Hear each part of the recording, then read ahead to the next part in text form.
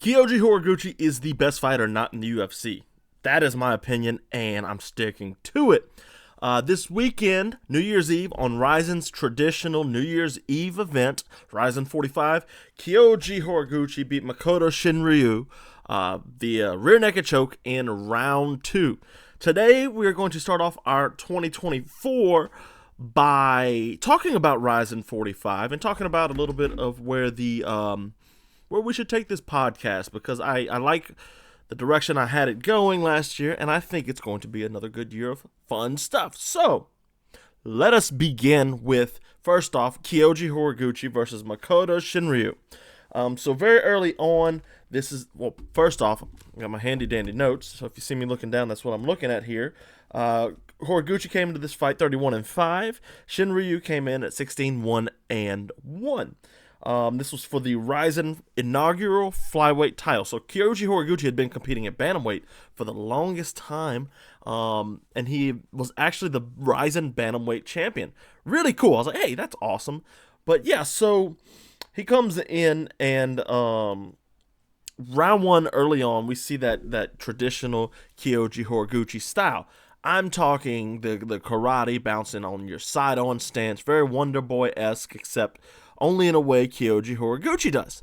And the very first exchange from Kyoji Horiguchi, he steps in at an angle at the side, and he kicks the lead leg. So Shinryu is a southpaw, which means his right leg is forward, which means the two guys are toe-to-toe. So Horiguchi needs to line his power leg up. He steps to the side and slams right into him. Like, hey, Horiguchi's awesome. I was genuinely just excited, because it's like, wow, Horiguchi's back. He's I think 33 now, so he's a little long in the tooth, especially for a flyweight, but competing at RIZIN, that can give him a little extra time, because this isn't the best in the world that we're talking about. This isn't the UFC's flyweight division with Pantoja at the top. This is RIZIN. So no offense to the guys over there, it's just, Horiguchi is just a lot better than everybody else there, plain and simple. So Shinryu, he starts getting to where he pushes Horiguchi into the corner, which obviously was the game plan from very early on. So he's in the corner, he starts just smashing Horiguchi into this corner, looking to take a back, looking to strangle him, looking to make his life miserable. So you got to remember, RIZIN's in the ring, so there's no real wall walking unless you're in the corner here. And even then, you're very limited, because you can't grab the ropes. They're in a traditional boxing ring, so you can't grab the ropes. And you have to walk up, and it's not the same thing as doing it in a cage where you can push off the cage and put your palm flat on the cage there. Instead, you have the ring. There's nothing there. It's all gone. It is not there. So Horiguchi kind of has a little bit of a struggle to get up. But Kyoji Horiguchi, threatened the guillotine. He kind of threatens a couple of the guillotines just to keep Shinryu kind of honest. So there's the threat of the guillotine there, and Kyoji Horiguchi, he does a good job. He's getting control, but he fights the hands, and he doesn't really let Makoto Shinryu do what he does. So yeah, round 2 starts off the exact same way round 1 started off. So Horiguchi comes in, he slides, lines his power leg up. And I said exactly, it's not really exactly, because Kyoji Horiguchi throws a high kick, and that one lands. I don't remember how Shinryu, I think he just slipped, and Horiguchi got on top, had a nice reversal. Kyoji Horiguchi has another guillotine, and then they eventually end up back on the feet. So Kyoji Horiguchi once again kind of wobbles. He's a little bit more active in round 2. He wobbles Shinryu, and he starts to go for the kill. He takes his, okay, we don't have him, so let's slow down a little bit here.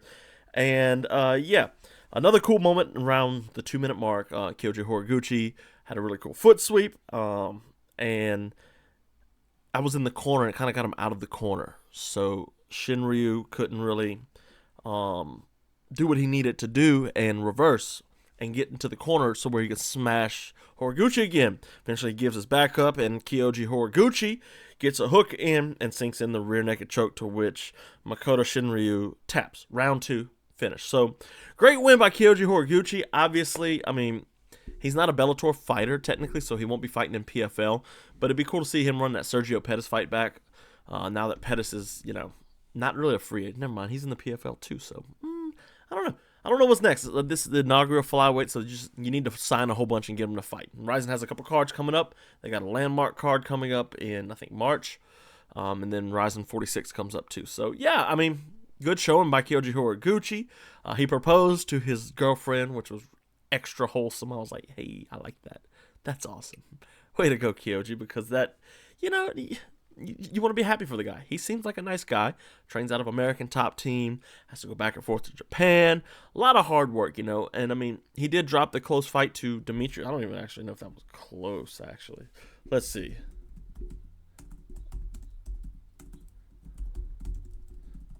Demetrius Johnson, Tapology. I always got to go to the old Tapology. I don't remember when they fought. They fought a long time ago, man. Let's see. Oh, yeah. He was beating the daylights out. Never mind. So that was that fight where Demetrius Johnson submitted Horiguchi at 4:59 in round 5. So the latest submission in UFC history. Really cool moment there, actually. Was that his? No, that wasn't his first. Yeah, so great win for Kyoji Horiguchi. Kai Asakura took on Juan Archuleta. Asakura was 20-4, has heavy hands, and Archuleta was 29-4, coming over from Bellator, defending the RIZIN title that he captured.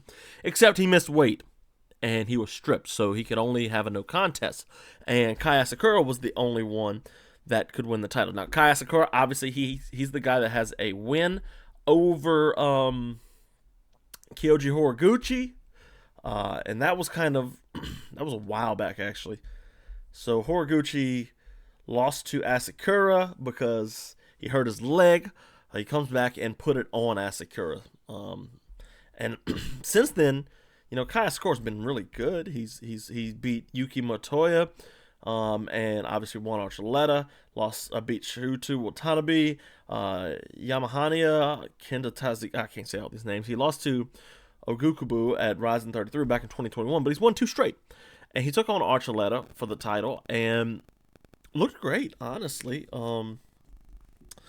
First thing that Asakura did at RIZIN 45, he kicks, and Juan Archuleta checks the kick and then smashes the leg. And I was like, uh-oh, that might be a bad sign for him. And, man, this fight was just a banger through and through. He catches the cross and he shoots. Archuleta is. Asakura sprawls. And then Juan Archuleta, he gets in the guillotine. But Kai Asakura does a great job of going to the side control. So, man, it was really weird. A lot of guillotines were jumped into this card. And I was like, all right, if that's what we're doing, that's what we're doing. Yeah, so it was Kai Asakura did a good job. He went to side control there, got out of the guillotine. That's exactly what you want to do. Side control's a good position. That's where you can start landing some ground and pound. I wish more people would punch the body from that position. I've been looking at a lot of side position lately because of the Benoit Saint-Denis video that I've been working on. So that's coming out. Should be next week sometime. You guys can look forward to that because that's going to be fun. Yeah, I mean, Juan Archuleta, he got to where he needed a knockout because he was penalized with a red card. Then he got another yellow card for, I think, a low blow. So he needed a knockout just to not have a loss. He was fighting for money and not to lose. Asakura really kind of had a good job landing the right, especially when Juan Archuleta, at the very beginning of the second round, Juan Archuleta, he jumps in with a flying knee, and Asakura just catches him with a straight right. Like, what are you doing, dude? So part of a flying knee, I did a big article on this. You can check that out on my website, fight-library.com. But part of a flying knee is that you have to incorporate some misdirection. And Archuleta didn't do that. He just sprinted at him. So you might think, oh, well, that's exactly what Masvidal did. And no, it's not quite, because Masvidal ran at an angle, changed his speed, and then sprinted. And Ben Askren leaned over and got it. We saw that with Arlovsky, the exact same kind of thing with Arlovsky getting knocked out by Fedor. He kind of just sprinted at him and threw a flying knee, and Fedor's like, take this right, bro. And, you gotta throw some misdirection in there. You gotta be kind of tricky. You can't just throw the flying knee at a moment's notice, you got to be either like super fast, like because like somebody like Tenshin Asakawa, he'll spring up like a chicken, or even like Jose Aldo and Cub Swanson, that 7-second knockout in WEC, that was still misdirection too, because Jose Aldo really did that outside step, kind of like we were talking about with Kyoji Horiguchi, or let's say steps to the side and then he throws the knee and jumps with it. So Juan Archuleta didn't do that. Instead, he just kind of sprinted, and here's a flying knee, and Asakura's like, whoa, you're coming. So here's a right hand. And that's all he needed to do. Kind of not really caught him off guard at all. Asakura started landing really well, high kicks. Juan Archuleta really started finding his jabs. And then Kai Asakura just kind of, the second round, I don't know, man, it was crazy. So second round of this fight, they were kind of just banging it out. It was actually really entertaining. I was like, yay, this is cool. And Juan Archuleta comes in, and Asakura throws his step-up knee right to the gut and just kind of shut Juan Archuleta down. And he went to the ground. A little bit of ground and pound later, and Kai Asakura gets the win. So he's the bantamweight champion, and Kyoji Horiguchi is the flyweight champion after them two had a 1-on-1 match at bantamweight. So hopefully, they can reign together. That'd be pretty cool to see, because I like Asakura. He's a fun fighter. He got heavy hands, and that's kind of his thing. So, yeah. Last fight I want to talk about here is my boy, Vince Morales, took on Yuki Motoya. And, man, Vince Morales, what a performance, man. Vince Morales used to be in the UFC in the bantamweight division, and bantamweight was so tough to get into. And Vince was, he unfortunately didn't get a good shake. He ran into Chris Gutierrez and Jonathan Martinez, both of which just smashed his leg. And then he lost to Miles John, and he took on, lost to Domingo Pilarde, went to decision with Song Yadong, beat Amin Zahabi, Benito Lopez. He lost to Gutierrez. He lost to Draco Rodriguez and Luis Smolka, that fantastic Smolka knockout. And then he lost to Martinez and Miles John, and they cut him. It's like, man, you usually get 3 losses, but I guess they were cutting costs here. But since being cut by the UFC, he's gone and won 3 straight in ex-MMA in Front Streets and now RIZIN, which was his biggest win to date. He was originally scheduled to face Yanzan Haji at Fierce FC 29, but obviously the RIZIN opportunity came up, and he took the Yuki Motoya fight. I love Vince Morales, and I mean, he's a super fun fighter.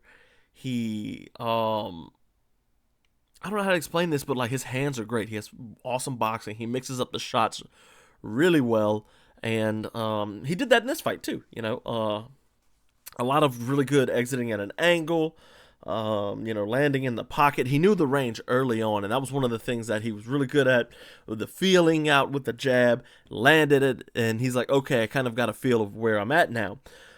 So he's dipping to his right. He comes up swinging. He had a lot of really good head movement in this too. That was one of the things he kind of he did decent in the UFC, but he could have worked on. And he also checked a kick this fight. So yes, Vince, you checked a kick. Now you can go beat up Chris Gutierrez again, because you can check kicks now, right? That was his biggest drawback. He just kind of got chopped down.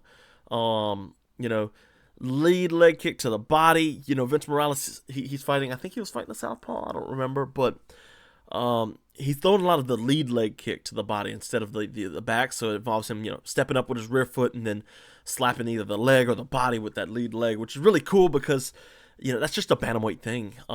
You got a lot of people like Alexander Volkanovski who does that. Justin Gaethje did that.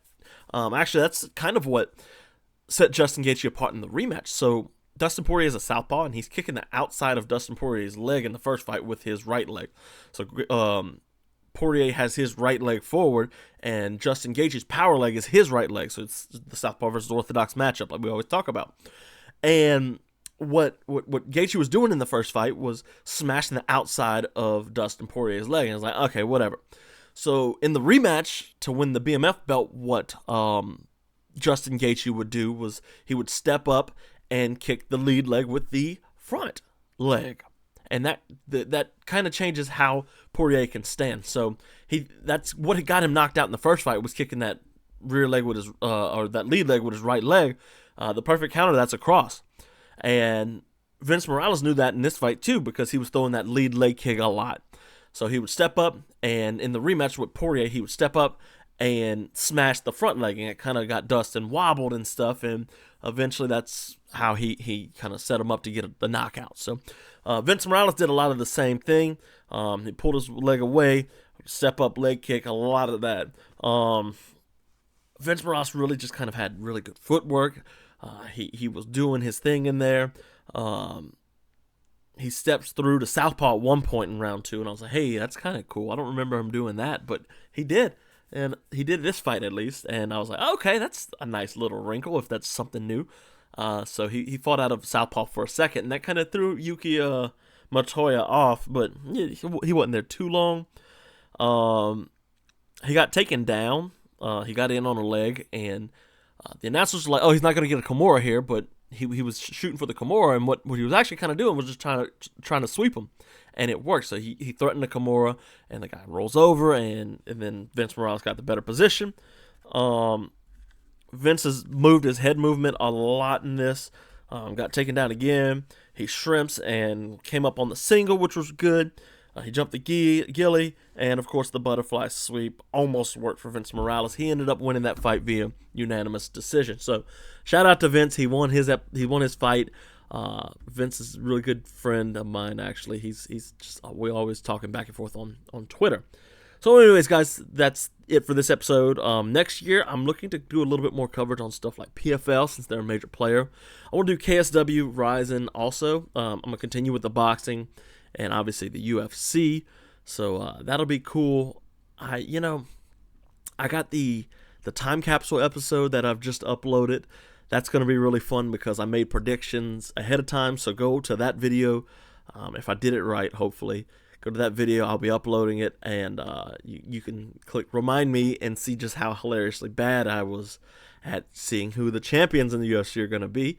Did also a little bit of boxing there too, talking Usyk and Fury and all that. So anyways, guys, that's going to be it for me. I'm your host, Blaine Henry. It's been episode 271 of the Fight Library, and drop me a follow on Twitter. I've got it right here. X, not Twitter, X. Then we've got Substack. I'm not good at this. Substack right here. Go follow me on my newsletter there. And Benoit Saint-Denis video is coming out, as well as the time capsule episode, which won't release until December 31st. So that'll be really fun. That's it for me, guys. I'm out. Later.